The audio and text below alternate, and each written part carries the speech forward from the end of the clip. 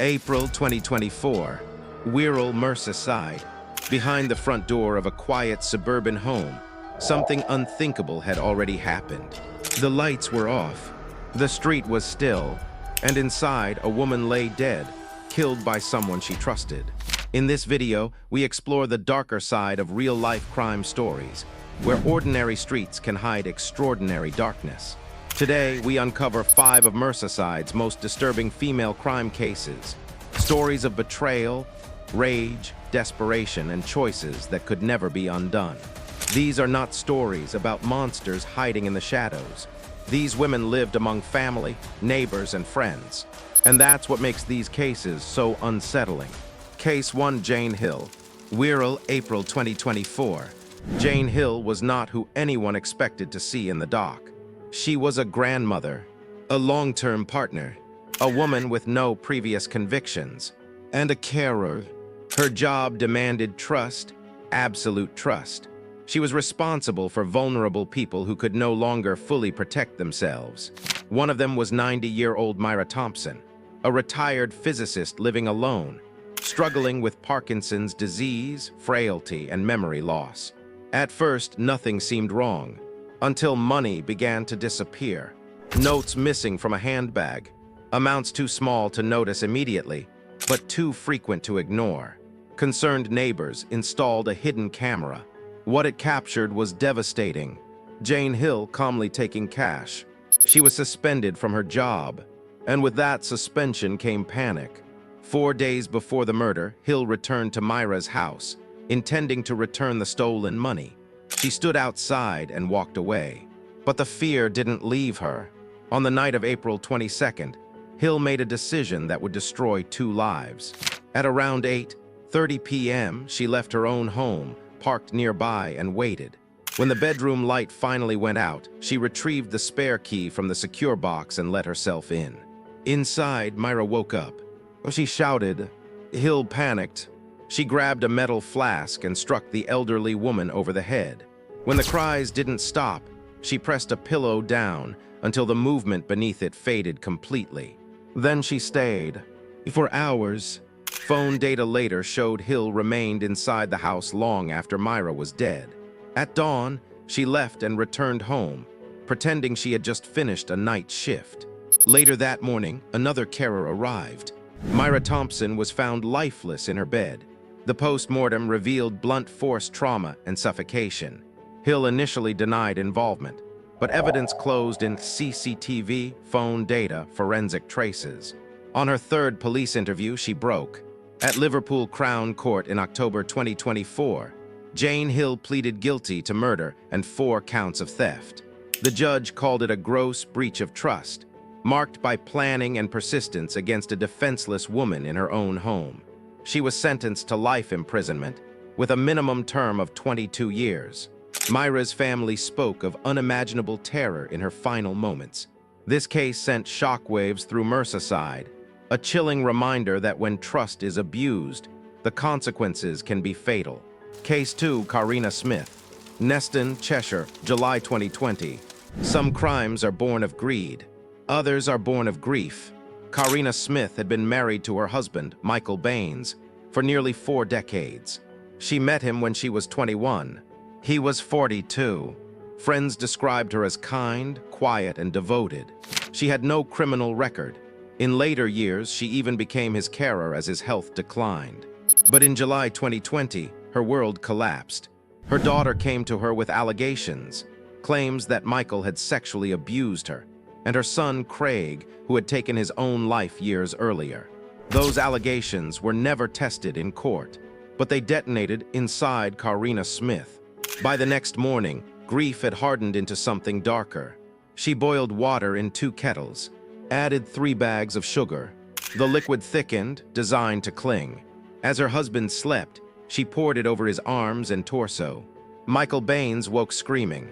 His skin peeled away. Smith didn't call an ambulance. Instead, she fled to a neighbor's house, hammering on the door, crying. "I've hurt him really bad. I think I've killed him." Police arrived to find Michael alive, barely. He was rushed to hospital with burns covering more than 1/3 of his body. Despite multiple surgeries, He died 5 weeks later. Smith was charged with murder. At trial, she admitted what she had done, but denied intending to kill. Prosecutors disagreed. They argued the preparation, the method, and the cruelty showed clear intent to cause catastrophic harm. The jury agreed. In July 2021, Karina Smith was convicted of murder and sentenced to life imprisonment, with a minimum term of 12 years. The judge acknowledged her previously blameless life, but described the attack as particularly vicious, made worse by her husband's age and vulnerability. The allegations died with Michael, and the truth, whatever it was buried with him. Case 3, Annamary Crook. St. Helens, October 2019. The morning traffic was heavy. Commuters expected delays, not death. Behind the wheel of a Renault Clio was Annamary Crook, a 42-year-old mother of 2, known as hardworking, reliable, a woman of good character. But for 5 miles, she drove like nothing else mattered. Witnesses saw her speeding close to 100 mph in a 40 zone, weaving, ignoring barriers, ignoring lives. At the Moorgate Road junction, she crossed onto the wrong side of the carriageway. She didn't correct. She accelerated. Moments later, she drove the wrong way onto the M57 slip road. An articulated lorry narrowly missed her. Seconds later, she collided head-on with a Honda Jazz driven by 64-year-old retired headteacher Paula Kyndon. The impact was catastrophic. Both women were cut free and airlifted to hospital. Crook survived. Paula Kyndon did not. Police initially listened as Crook claimed confusion, a wrong turn, panic, memory loss. But evidence told a different story. Witnesses described her driving as purposeful.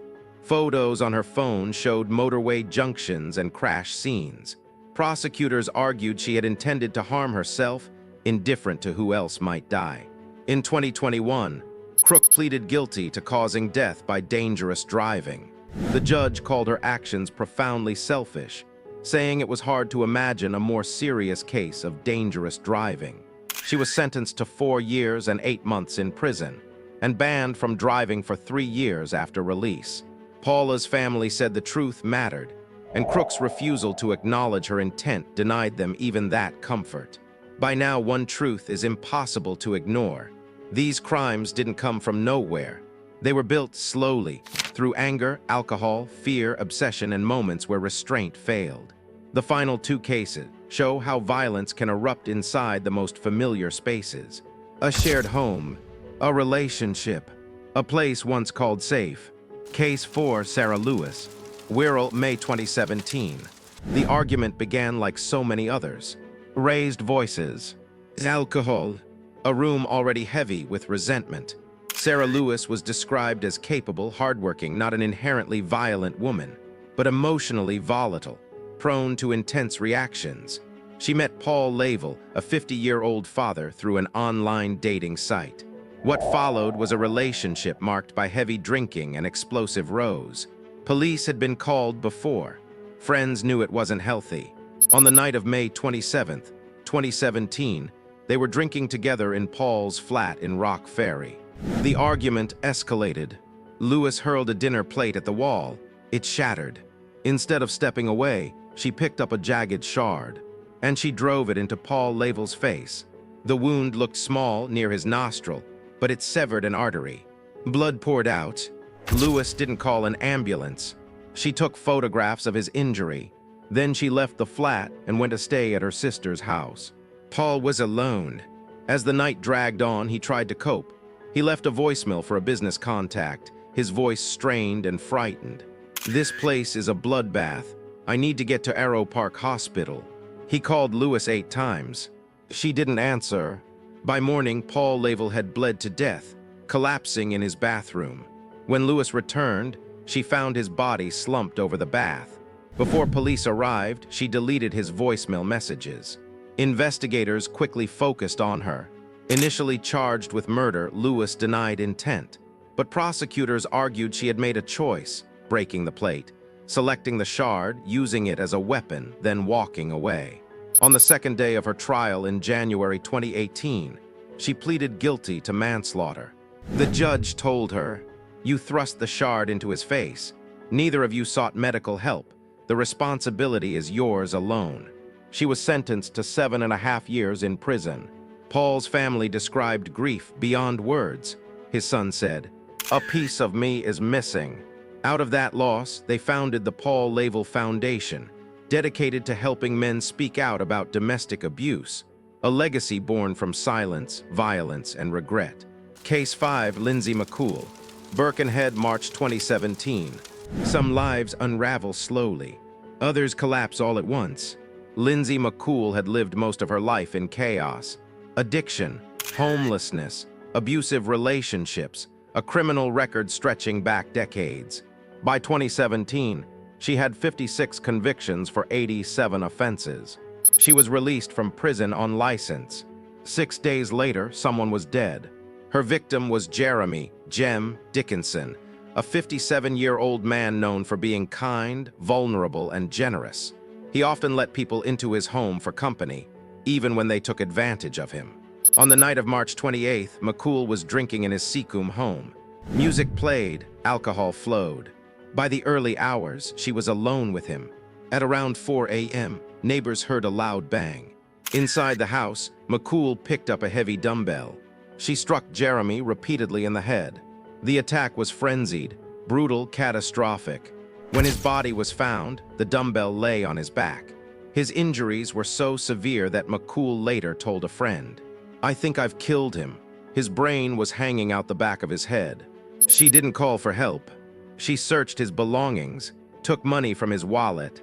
Hours later, Jeremy's mother, Barbara, came to his house. She found her son's broken body at the bottom of the stairs. She cradled him until emergency services arrived.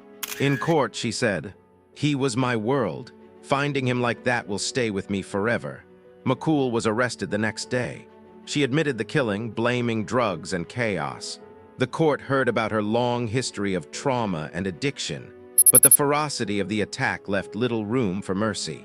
In July 2017, she pleaded guilty to murder. She was sentenced to life imprisonment, with a minimum term of 17.5 years. The judge called it an act of extreme brutality against a vulnerable man in his own home. For many, the case raised uncomfortable questions about repeat offenders, early release, and how addiction can destroy not only the user, but anyone who crosses their path. Jeremy Dickinson's kindness had been repaid with violence, and a mother's grief became the final witness. 5 women, 5 cases, 5 moments where lives crossed a line that could never be uncrossed. These weren't strangers lurking in alleyways. They were carers, partners, neighbors, people once trusted. From quiet homes in Wirral to ordinary streets across Merseyside, these crimes remind us of an unsettling truth. Danger doesn't always announce itself. Sometimes it arrives softly, through familiarity, dependence, or silence. The scars left behind don't fade when the courtroom empties.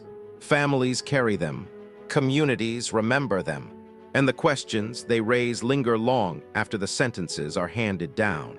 If you'd like to explore another city, another case, or a deeper look into a single story, let me know where we should go next.